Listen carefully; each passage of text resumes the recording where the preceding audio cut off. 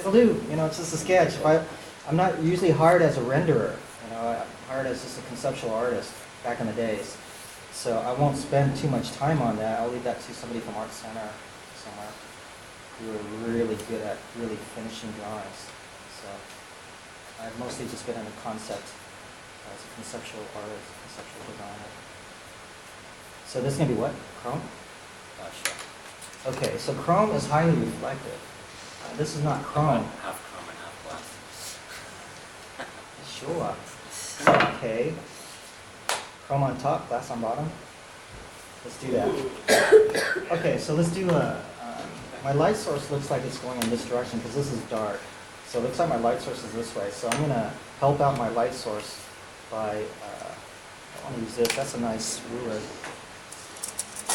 I'll use the school's ruler. And then you want to test your markers. Because markers will often pick up another color from a previous drawing that you've done. Okay, that's too dark. I almost used too dark of a marker. So I'm going to draw a core. Do you guys understand the core, what core is all about? The reason why core happens is because there's reflected light that keeps this core from getting darker. This wants to get dark, dark, dark, dark, dark, and darkest on the edge. But if you have an environment, it's going to lighten up this side of the edge, and so it's going to lighten it up. Otherwise, this would be very, very dark. Okay. So that's a reflection. If I want to be really technical, this thing is reflecting here. But well, it's not a reflecting class. And then we're going to pretend something's in front of it. So I can also add a reflection here somewhere. Just random. I'm not sure what it's reflecting, but there's something there. So the key to reflections is you have to pretend there's an environment. This is a cylinder, but you want to pretend there's something to this side, something to this side. If something is reflecting all the way from top to bottom, then that means in the environment there's something very tall. If there's only a partial reflection, then there's something in the environment that's not very tall. It's about that size, and it's reflecting in there. Okay. All right, so let's try this. So one of the tricks is if there's green in the environment, then you have to have green on this side of that cylinder because the cylinder's arcing this way. And if you pretend the surface has an eye, this surface is starts to look at this thing directly. So when it starts to see that, it starts to see the color, the green. Okay? So the green's going to be on this side. So I can just cheat, just put some green here. Just smudge it. And that's going to say, okay, some of that is in there. It's not completely green, there's a little bit of blue. Now put a little bit of blue in there. And so it's starting to reflect some of this tone. Now for emphasis, I can use complementary color on this side. So I can use a warm tone. This is kind of cool. Blues and greens are cool. I can use a warm tone to do an opposite here. So that's, I don't know if I really want to do that. I'm going to put a really strong reflection here. I'm going to pretend there's something back here that's really dark. So let's pretend there's some kind of background.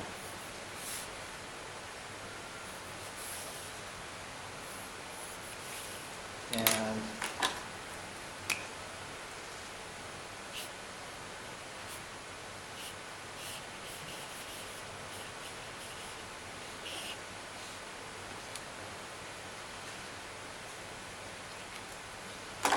pretend there's some kind of dark area here. I'm going to go over the lettering. So, sorry, lettering.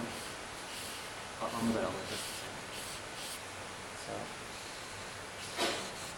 So let's just pretend there's a background covers my letters, my happy numbers. So, I could always get those back again by doing it in white.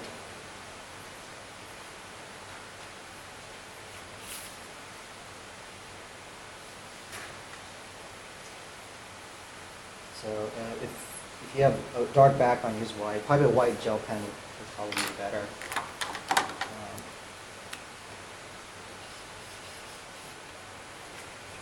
Loosen up the background a little bit. Okay, so we're going to pretend there's a dark area there. So I needed that as an excuse to draw a dark line here. So I'm going to do a dark reflection, and I'm going to do a mini one. And then that's going to help it sort of look like chrome. Chrome, one element of chrome is to have a very strong dark reflection, because it's mirror-like, and then the rest can be just grays. So, and at least one big line helps, and then an accent small line. The accent small line can be here, it can be here. It's just to not be so consistent, but it's just an accent. So, I don't know, I guess I'll try the best steam. Say what? Oh, glass. That's going to be glass. So glass is transparent. So if that's transparent, then I should be able to see the back of the arc, right? And the back of the arc is clearest when the reflection is the darkest. So I'm going to make this more dark on this side and fade it out, so I can see the bottom of that. And that there is almost glass. I'm going to put a little bit of blue. I don't really use steam. Okay. So I'm just going to get some baby blue. Baby blue is used because outdoors when you see glass is reflecting the sky tones. So just subconsciously when we use blue, it's a good indicator that, it could be glass. Actually, I'm going to do this all the way up here. And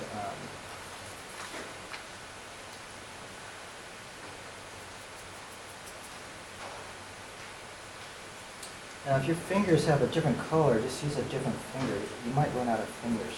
But, this is the kind of use. Okay, chrome and glass are almost very similar. It's just that you can see through glass, you can't see through chrome. Now we could almost call that chrome right now if we're done. So I'm going to turn this upside down to draw the arc. Really should be using a ellipse guide, but let's just try to do this.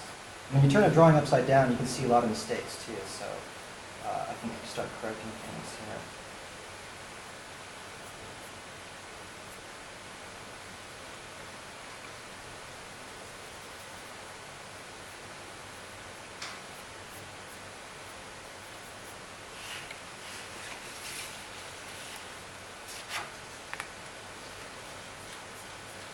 Chrome likes to have a background element, so I'm just going to make this a weird looking drawing. I'm going to put a background element in there. So I'm doing two different drawings, combining them. It's not a good practice, but Chrome, for some reason, Chrome likes to have a dark background sometimes.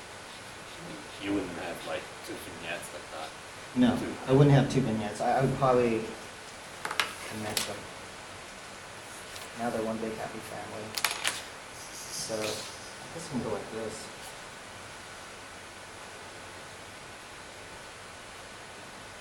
I'm still learning how to use these markers. I got them on sale. I didn't know they had a big...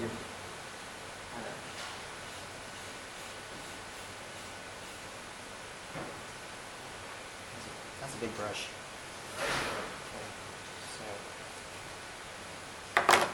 Do that now. I'm too lazy to do the rest.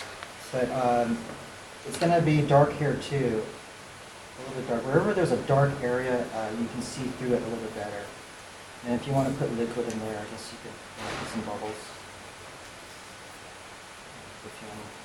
So for the chrome, you just leave it alone?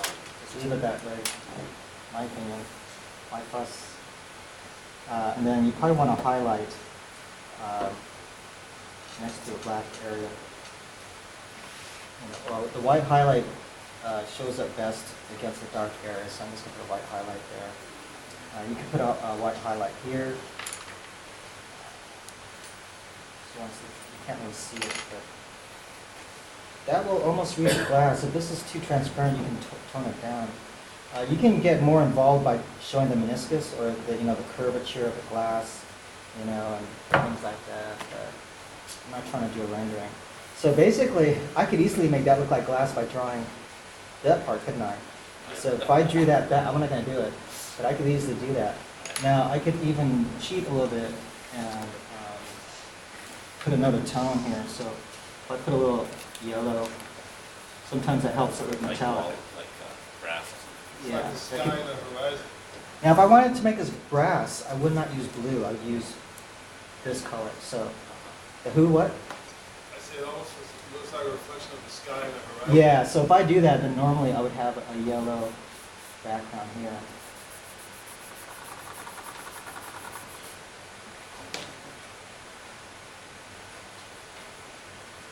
So that's another technique to have a color in the To kind of background. justify the Yeah, reflection. right, exactly. And if you want to put a gradient in that color area, we use light tone here.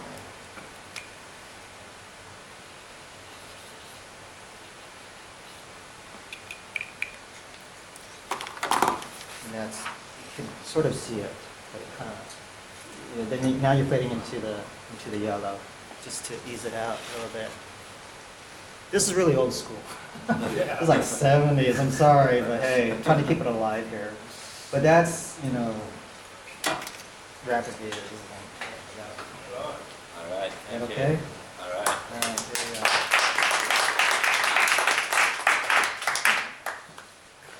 All right, that's it. Oh, the signature sheet. Get to sign the other one too. All right. All right, thank you, Robert. That was great. Okay, you're all set for Thanksgiving.